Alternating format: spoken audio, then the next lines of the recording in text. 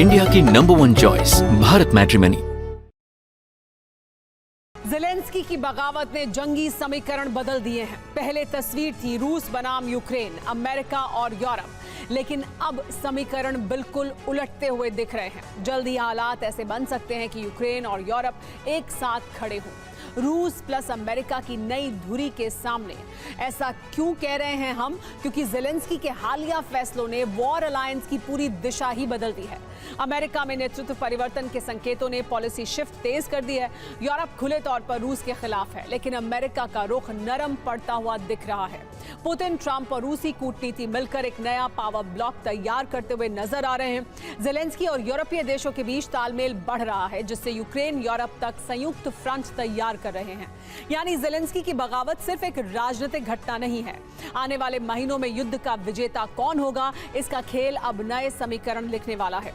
ये वॉर खत्म होगा या तीसरा विश्व युद्ध होगा, ये साफ हो जाएगा। पहले अभी की बड़ी खबर देखते हैं।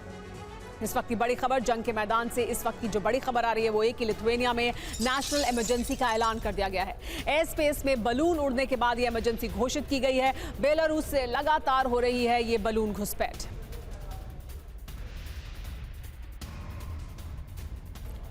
एक और बड़ी खबर, ज़ेलेंस्की ने ट्रंप के खिलाफ खोला है मोर्चा। ट्रंप के शांति प्रस्ताव को खारिज कर दिया गया। यूक्रेन 1 इंच भी जमीन नहीं छोड़ेगा, ये साफ कर दिया गया है। लंदन में यूरोपियन यूनियन नेताओं से मिले थे ज़ेलेंस्की और ये साफ कर दिया कि 1 इंच भी जमीन छोड़ने के लिए वो तैयार नहीं है। तो ट्रंप के खिलाफ ज़ेलेंस्की क्या यूरोप के साथ मोर्चाबंदी कर रहे हैं? ट्रंप के खिलाफ हैं ज़ेलेंस्की और यूरोप में इसकी वजह से क्या मोर्चेबंदी हो रही है? क्योंकि लंदन में ईयू नेताओं से जब मिले ज़ेलेंस्की तो उन्होंने साफ कर दिया कि यूक्रेन किसी भी सूरत में 1 भी इंच अपनी ज़मीन रूस को देने के लिए तैयार नहीं है। यानी अगर किसी भी शांति समझौते में इस तरह की कोई शर्त है तो उसे वो मानने के लिए तैयार नहीं है। इस तरह का शांति प्रस्ताव वो खारिज करते हैं। इसका मतलब सीधे सीधे ये कि ट्रंप के शांति प्रस्ताव को ज़ेलेंस्की ने खारिज कर दिया है।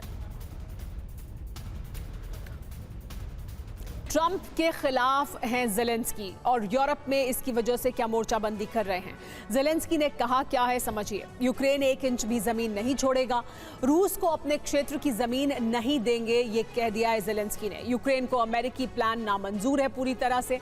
बड़ी बात यह है कि लंदन में यूरोपीय नेताओं से मुलाकात हुई ज़ेलेंस्की की। स्टामर, फ्रेडरिक मर्च और मैक्रों के साथ अहम वार्ता हुई। 20 पॉइंट का प्लान अमेरिका को दिया जाएगा यूरोप और यूक्रेन द्वारा। इस बैठक में ट्रंप के खिलाफ नेताओं ने काफी खुलकर बयान दिए हैं, लेकिन अमेरिका के राष्ट्रपति ने तय कर लिया है कि अगर ज़ेलेंस्की युद्ध विराम के लिए सहमत नहीं होते हैं तो मदद बंद कर दी जाएगी। यूरोप के लिए ये सबसे बड़े खतरे का अलार्म है। यूरोपीय देश ये चाहते हैं कि जंग जारी रहे और अमेरिका की मदद भी जारी रहे, लेकिन अब दूसरी स्थिति के लिए तैयारी शुरू कर दी गई है। यूरोप के देश मिलकर सैन्य गतिविधियों में जुटे हैं और बिना अमेरिका के जंग के लिए खुद को तैयार कर रहे हैं। सैन्य मदद उन्हें दी जा रही है, रूस पर हमले बढ़ाए जा रहे हैं। यूरोप और रूस के बीच तलवार खिंच चुकी है, जिसके प्रमाण यूरोप के कई देशों से मिल रहे हैं।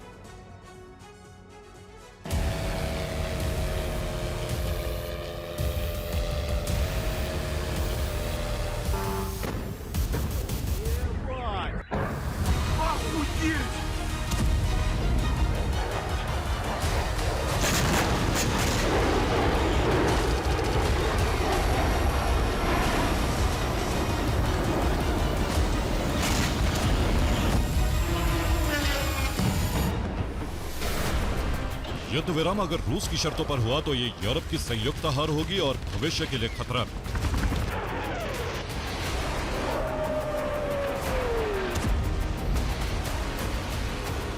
क्योंकि अपनी शर्तें बनवाने और यूक्रेन की जमीन पर कब्जा जमाने से पुतिन का मनोबल बढ़ेगा।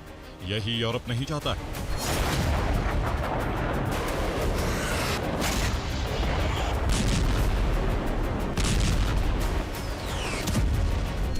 इसीलिए यूरोप के देशों ने तय कर लिया है युद्ध विराम अगर होगा तो यूरोप और यूक्रेन की शर्तों पर, वरना जंग जारी रहेगी।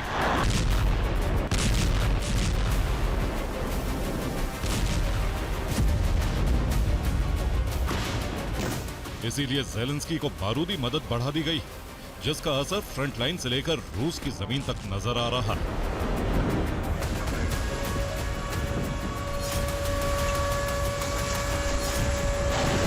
यूक्रेनी फौज ने रूस के क्रास्नोयार्स्क पर हमले किए। धमाकों के बाद क्रास्नोयार्स्क के मिलिट्री वेयरहाउस में आग लग गई। क्रास्नोयार्स्क के थर्मल पावर प्लांट को भी नुकसान पहुंचने की रिपोर्ट है। इसके साथ ही ओरियोल के ऑयल डिपो पर भी ड्रोन हमले किए। इस हमले में ऑयल डिपो के 2 विशाल ऑयल टैंकों में आग लग गई। इसके अलावा यूक्रेन ने पोक्रोवस्क की फ्रंट लाइन पर भी रूसी सेना पर बम बरसाए। ये सभी हमले यूरोप की मदद से किए जा रहे हैं। यूक्रेन को यूरोपीय देशों से रूसी लोकेशन का इंटेलिजेंस मिल रहा है। इसी के आधार पर रूसी ठिकानों पर अचूक हमले किए जा रहे हैं।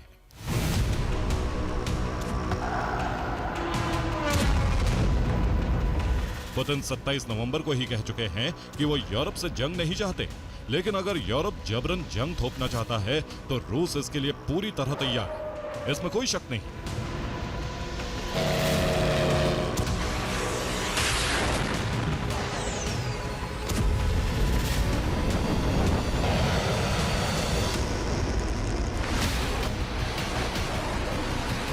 पुतिन दुश्मन के कदम से एक कदम आगे रहने वाले नेता हैं। इसीलिए वो कई महीनों से यूरोप की सुरक्षा तैयारियों की जांच परख कर रहे थे। 7 दिसंबर को एक बार फिर ऐसा ही घटनाक्रम हुआ। नाटो देश नीदरलैंड्स के एयर स्पेस में एक ड्रोन देखा गया जिसकी पहचान नहीं हो पाई।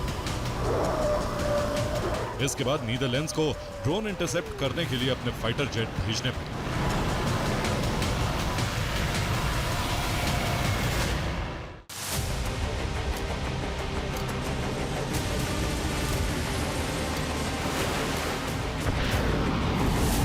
यूरोप के देश दोहरे संकट में फंसते जा रहे हैं। एक तरफ जंग जारी रखने का हट ट्रंप को यूरोप से दूर कर रहा है, दूसरी तरफ रूस की ओर से हमलों का खतरा भी बढ़ा रहा है।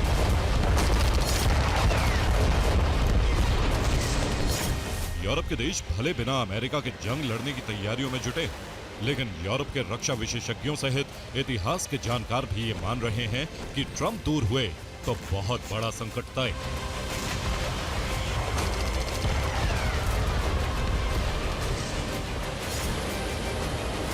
ब्रिटेन के इतिहासकार एंटी बीवर का कहना है कि अमेरिकी हथियारों की कमी को पूरा यूरोप मिलकर भर नहीं पाएगा। ब्रिटेन की हालत यह है कि अगर अमेरिका से मदद न मिले तो 10 दिन भी सेना जंग नहीं लड़ पाएगी।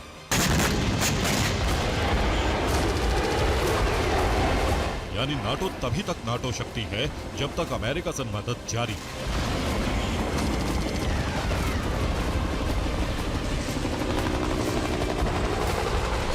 जिसके खिलाफ ट्रंप का रुख साफ हो चुका है कि युद्ध विराम न होने की सूरत में अमेरिका कई नाटो प्रस्तावों से अलग हो जाएगा।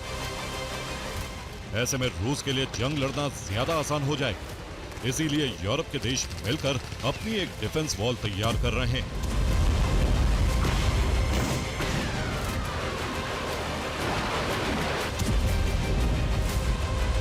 नॉर्वे जर्मनी से पनडुब्बियों और लंबी दूरी की मिसाइलें खरीद रहा है।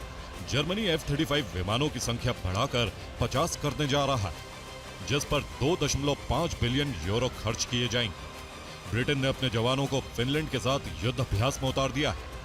-28 डिग्री सेल्सियस के तापमान में 3000 जवान युद्ध अभ्यास में जुटे। आर्कटिक से बाल्टिक तक जंग की तैयारी की जा रही, क्योंकि रूस की तरफ से हाइब्रिड वॉर तेज कर दी गई।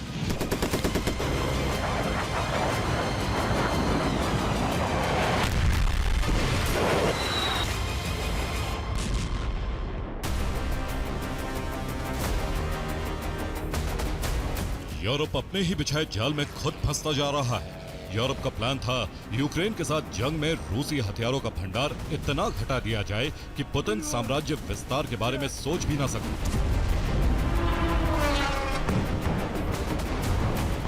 लेकिन यूक्रेन को हथियार देकर अपने भंडार खाली हो चुके हैं और अब ट्रंप कह रहे हैं कि शांति नहीं तो यूरोप अपनी रक्षा खुद करे, और ये काम पूरे यूरोप के लिए सबसे बड़ी चुनौती है।